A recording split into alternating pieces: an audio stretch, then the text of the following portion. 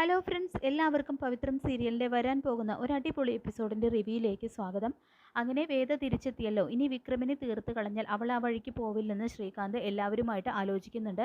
എന്നാൽ വിക്രമിനെ വിളിച്ചിട്ട് ദീപ്തിയും വരുണും കാര്യം പറയുന്നു. ചേച്ചി ഒരിക്കലും മനസ്സറിഞ്ഞുകൊണ്ടല്ല തിരികെ വന്നത്. വിക്രം ചേട്ടൻ അത് മനസ്സിലാക്കണം. തൻ്റെ ഏട്ടനാണ് അതിന് പിന്നിൽ കളിച്ചിട്ടുള്ളത്. അങ്ങനെ ശ്രീകാന്ത് ചെയ്ത ചതിയെല്ലാം വിക്രമിനോട് ദീപ്തിയും വരുണും കൂടി പറയുന്നുണ്ട്. അപ്പോൾ അതറിഞ്ഞതും കലി തുള്ളുന്നുണ്ട് കേട്ടോ വിക്രം. ശേഷം വരുൺ ഒരു സത്യം കൂടി മനസ്സിലാക്കുന്നുണ്ട്. രാഷ്ട്രീയത്തിൻ്റെ മറവിൽ, ഈ ഒരു തെരഞ്ഞെടുപ്പിൻ്റെ മറവിൽ വിക്രം ചേട്ടനെ ഇല്ലാതാക്കാൻ വേണ്ടിയിട്ട് ശ്രീകാന്ത് മെനയുന്നുള്ളൊരു കളിയും അയാൾ പറയുന്നുണ്ട്. വിക്രം ചേട്ടൻ വളരെയധികം സൂക്ഷിക്കണം. വിക്രം ചേട്ടനെ ഇല്ലാതാക്കാൻ വേണ്ടിയിട്ട് വലിയൊരു പട തന്നെ ഒരുങ്ങുന്നുണ്ട്. തൻ്റെ അച്ഛൻ ഫോണിലൂടെ സംസാരിക്കുന്നത് ഞാൻ കേട്ടതാണ്. പക്ഷേ ചേട്ടനെ കൊല്ലാനൊന്നും എൻ്റെ അച്ഛനില്ല. ഇപ്പോൾ എന്നോട് ശത്രുതയൊന്നുമില്ലല്ലോ. അതുകൊണ്ട് തന്നെ എൻ്റെ അച്ഛൻ അതെല്ലാം വിട്ടു. പക്ഷേ ഏറെ നിർബന്ധം നിങ്ങളുടെ ഭാര്യയുടെ ഏട്ടനാണ്, ദീപ്തിയുടെ ഏട്ടനാണെന്ന് പറയുന്നുണ്ട് കേട്ടോ വരുൺ. അപ്പോൾ അതെനിക്ക് മനസ്സിലായി. എന്നെ കൊന്നിട്ട് ആ കൊലപാതകം നിൻ്റെ തലയിൽ വെച്ചിട്ട് രണ്ട് പെങ്ങന്മാരുടെയും ജീവിതം സേഫ് ആക്കാനാണ് ശ്രീകാന്ത് നോക്കുന്നത് എന്ന് പറയുന്നതും വരുൺ ആകെ ഞെട്ടുന്നുണ്ട് കേട്ടോ അത് കേട്ട്. അപ്പോൾ ദീപ്തി എന്താ പറഞ്ഞത് എന്ന് ചോദിക്കുമ്പോൾ അതെ, അത് തന്നെയാണ് ശ്രീകാന്ത്. ഇതല്ല, ഇതിലപ്പുറവും ചെയ്യും. അയാളെ പൂട്ടാനുള്ള വഴി എനിക്കറിയാം. എനിക്കെൻ്റെ ഭാര്യയെ വേണം. ഏതു കുരുക്കിലും ഞാനില്ലാതെയും അവളില്ലാതെ എനിക്കും പറ്റില്ല. അത് ഞങ്ങൾ മനസ്സിലാക്കിയിരുന്നു ഇത്രയും ദിവസങ്ങൾക്കുള്ളിൽ എന്ന് പറയുമ്പോൾ ദീപ്തി പറയുന്നുണ്ട്, അത് പിന്നെ ദർശനേട്ടനുമായിട്ടുള്ള ചേച്ചിയുടെ വിവാഹം അവർ തീരുമാനിക്കുന്നുണ്ട്. എത്രയും പെട്ടെന്ന് ദർശനുമായിട്ടുള്ള വിവാഹം നടക്കും. അതിന് ദർശനേട്ടന് സമ്മതിക്കുമോ എന്ന് ചോദിക്കുമ്പോൾ എന്തൊക്കെയോ പറഞ്ഞ് ദർശൻ ചേട്ടനെ സമ്മതിപ്പിച്ചിട്ടുണ്ട്. ചേച്ചിയും പറഞ്ഞു കഴിഞ്ഞു. ഇനിയിപ്പോൾ ഒന്നും നോക്കാനില്ലല്ലോ. ദർശനേട്ടനും ഒരുപാട് ആഗ്രഹിച്ചതാണല്ലോ വേദ ചേച്ചിയും ഒരുമിച്ചുള്ളൊരു ജീവിതം. പക്ഷേ വേദ ചേച്ചിയുടെ മനസ്സിൽ ഇപ്പോഴും വിക്രം ചേട്ടനാണെന്ന് എനിക്കറിയാം എന്നെല്ലാം പറയുന്നുണ്ട് കേട്ടോ ദീപ്തി. ആ വിവാഹം നടക്കുന്നതിന് മുൻപ് എന്തെങ്കിലും ചെയ്യണമെന്ന് പറയുന്നുണ്ട്.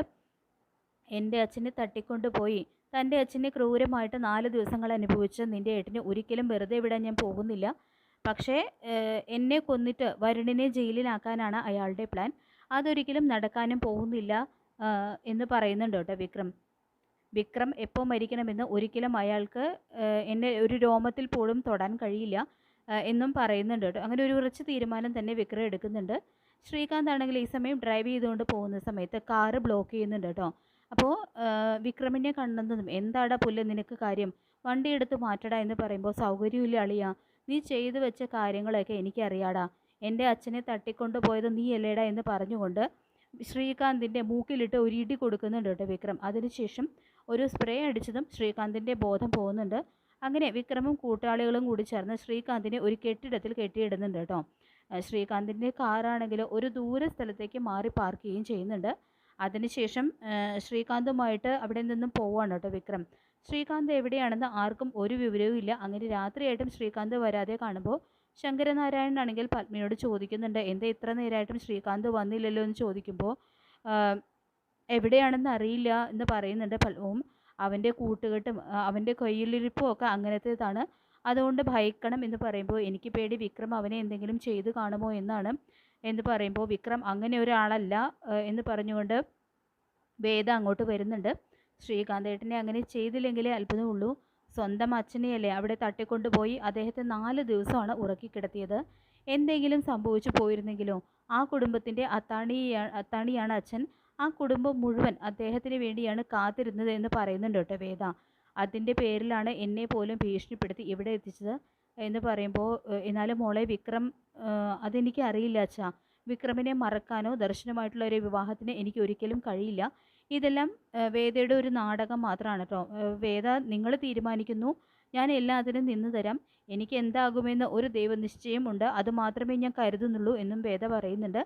അതിനുശേഷം ശ്രീകാന്തിനെ വിക്രം തട്ടിക്കൊണ്ട് വന്നിട്ട് ഒരു പച്ച വെള്ളം പോലും കൊടുക്കുന്നില്ല കേട്ടോ.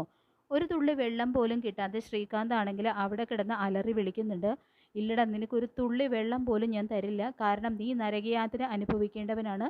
നീ എന്തൊക്കെ ചെയ്തു എൻ്റെ കുടുംബത്തോട്. ഒരിക്കലും നിന്നെ വെറുതെ വിടില്ല. നിന്നെ വെറുതെ വിട്ടാലുണ്ടല്ലോ നീ എന്നെ ജയിലിൽ കയറ്റിയെന്ന് എനിക്കറിയാം. പക്ഷേ ശ്രീകാന്തേ, നിൻ്റെ ഭാര്യയോട് നിൻ്റെ കാമുകയെക്കുറിച്ച് ഞാൻ പറയുക തന്നെ ചെയ്യും. എന്നെയും എൻ്റെ കുടുംബത്തെയും ഉപദ്രവിക്കാൻ നോക്കിയാൽ നിന്നെ ഞാൻ വിടില്ല. നിൻ്റെ പ്ലാൻ എനിക്കറിയാമായിരുന്നു. MLA വാസവനും ഇനി നിൻ്റെ കൂടെ ഉണ്ടാവില്ല. കാരണം എന്നെ കൊന്നിട്ട് അയാളുടെ മകൻ്റെ തലയിൽ ആ കൊലപാതകം കെട്ടിവെക്കാനാണ് നീ പ്ലാൻ ഒരുക്കിയത്. 2 പെങ്ങന്മാരുടെയും ജീവിതം നിനക്ക് സേഫ് ആക്കണമല്ലേ? പക്ഷേ നിൻ്റെ 2 പെങ്ങന്മാർക്കും നല്ല പയ്യന്മാരെ തന്നെയാണ് കിട്ടിയത്. നിന്നെപ്പോലെ ഒരു നീചനല്ല അവരെ വിവാഹം കഴിച്ചത് എന്ന് പറയുന്നുണ്ട് കേട്ടോ വിക്രം. അങ്ങനെ വരുണും വിക്രമിൻ്റെ കൂടെ അവിടേക്ക് വരുന്നുണ്ട്. നിങ്ങളുടെ പ്ലാനിംഗ് ഒക്കെ എനിക്ക് നന്നായിട്ട് അറിയാം. ഒരിക്കലും പഴയ ജീവിതത്തിലേക്ക് പോവില്ല എന്ന് കരുതിയതാണ്.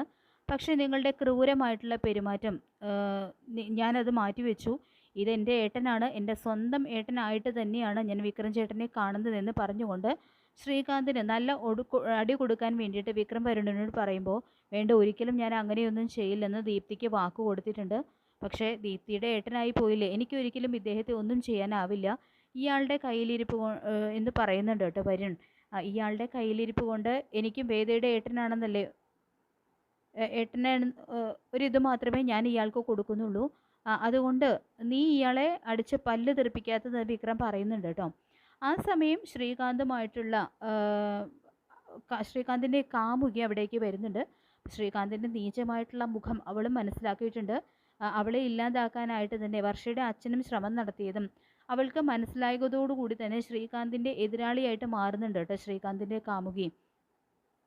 അവളും എന്നെ എങ്ങനെയെങ്കിലും ഇതിൽ നിന്നും ഒഴിവാക്കിയില്ലെങ്കിൽ നിൻ്റെ എല്ലാ രഹസ്യബന്ധവും നിൻ്റെ ഭാര്യയുടെ മുൻപിൽ വെളിപ്പെടുത്തും എന്നൊക്കെ പറഞ്ഞ് ശ്രീകാന്തിനെ അവിടെ ഇരുത്തുന്നുണ്ട്. അതോടുകൂടി ശ്രീകാന്തിൻ്റെ കള്ളക്കളികളെല്ലാം പൊളിയുന്നുണ്ട് കേട്ടോ. അപ്പോൾ വേദയും വിക്രമും അതോടുകൂടി തന്നെ ഒരുമിക്കുന്നുണ്ട്. അങ്ങനെ എല്ലാവരും എല്ലാ കാര്യങ്ങളും അറിയുന്നുണ്ട്. വേദയും വിക്രമും മനഃപൂർവ്വമല്ല വേദ ഇവിടെ നിന്നും ഇറങ്ങിപ്പോയതെന്നും അതിൻ്റെ പിന്നിൽ വലിയൊരു ചതി തന്നെ നടന്ന കാര്യവും മാഷും കുടുംബവും ഒക്കെ അറിയുന്നുണ്ട്. അപ്പോൾ മാഷിനെ തട്ടിക്കൊണ്ടുപോയ ശ്രീകാന്ത് ആണെങ്കിൽ അവൾ ആ ഒരു ഡൈവേഴ്സ് പേപ്പറിൽ ഒപ്പുവെച്ചാൽ മാത്രമേ മാഷിനെ വെറുതെ വിടുമെന്ന് പറഞ്ഞപ്പോൾ വേദ അതിന് തയ്യാറായതെന്നും വീട് വിട്ടു പോയത് ഒരു കുടുംബനാഥന് വേണ്ടിയാണെന്നും എല്ലാവരും അറിയുമ്പോൾ നമ്മുടെ മാഷും അതുപോലെ തന്നെ കമലാമ്മയൊക്കെ ആണെങ്കിൽ ചങ്ക് പൊട്ടി കരയുന്നുണ്ട്. അതുപോലെ മോളെ നമുക്ക് ആഗ്രഹിക്കാൻ പോലും പറ്റില്ല. അത്രയും നന്മയുള്ളവളാണ് ഈ കുടുംബത്തിന് വേണ്ടി സ്വന്തം ഇഷ്ടവും താലിയൊക്കെ അഴിച്ചു വെച്ച് അവൾ പോയത്. കാരണം ഇവിടെ അദ്ദേഹമാണ് എല്ലാമെന്ന് അവൾക്ക് നന്നായിട്ട് അറിയാം. എൻ്റെ സന്തോഷം എൻ്റെ മാഷിൻ്റെ ജീവന് വേണ്ടിയാണെന്ന കാര്യം മാഷും അതുപോലെ തന്നെ കമലയൊക്കെ മനസ്സിലാക്കുന്നുണ്ട്. വേദയുടെ ആ ഒരു മനസ്സ് അവർ മനസ്സിലാക്കുന്നുണ്ട്. വേദയെ കാണാനായിട്ട് അവർ വേദയുടെ വീട്ടിലേക്ക് വരുമ്പോൾ വേദ അവരെ കണ്ടതും ഓടി വരുന്നുണ്ട് കേട്ടോ. തുടർന്ന് മോളെ, നിൻ്റെ മഹത്വം ഞങ്ങൾ മനസ്സിലാക്കാതെ പോയല്ലോ. നീ എൻ്റെ മോളായിട്ട് ആ വീട്ടിൽ വരണമെന്ന് ഞങ്ങൾ ഒരുപാട് ആഗ്രഹിച്ചിട്ടുണ്ടെന്ന് പറയുമ്പോൾ, ഇല്ലമ്മേ, വിക്രം ഇതുവരെ എന്നെ ഇഷ്ടമാണെന്നും ഒരിക്കൽ പോലും പറഞ്ഞിട്ടില്ല. എന്നെ നഷ്ടപ്പെടുമെന്നാകുമ്പോഴേ വിക്രം അതിന് തുനിയുള്ളൂ. അമ്മ എനിക്ക് വേണ്ടി ഒരു കാര്യം ചെയ്യണം. ഇവിടെ ദർശനമായിട്ടുള്ള വിവാഹത്തിന് ഞാൻ സമ്മതിക്കും. അതുപോലെ വിക്രമിന് എന്നെ ഇഷ്ടമല്ലെന്ന് പറഞ്ഞ് രാധയുമായിട്ടുള്ള വിവാഹം ഒന്ന് ആലോചിക്കണം. വിക്രം എന്താ പറയാമെന്ന് നമുക്ക് നോക്കാലോ. അങ്ങനെ വിവാഹ പന്തൽ ഉയരുകയാണ്. അവിടെ രാധയുടെയും വിക്രമിൻ്റെ വിവാഹം ഉറപ്പിക്കുന്നു. ഇവിടെയാണെങ്കിലോ ദർശൻ്റെയും വേദയുടെയും വിവാഹം. ആ ഒരു നിമിഷം വിക്രമാണെങ്കിൽ ആ ഒരു വലിയ സത്യം മനസ്സിലാക്കുന്നുണ്ട്. തനിക്കൊരിക്കലും വേദയില്ലാതെ ആവില്ലെന്നും തൻ്റെ ജീവവായു പോലും അവളാണെന്നുള്ള സത്യം വിക്രം മനസ്സിലാക്കുന്നു. അതിനുശേഷം അവർ രണ്ടുപേരും വീണ്ടും ഒരുമിക്കുന്നുണ്ട് കേട്ടോ ഖദർ മണ്ഡപത്തിൽ വെച്ച്. അങ്ങനെ ആ വിവാഹ ദിവസം വേദ വിക്രമിനോടും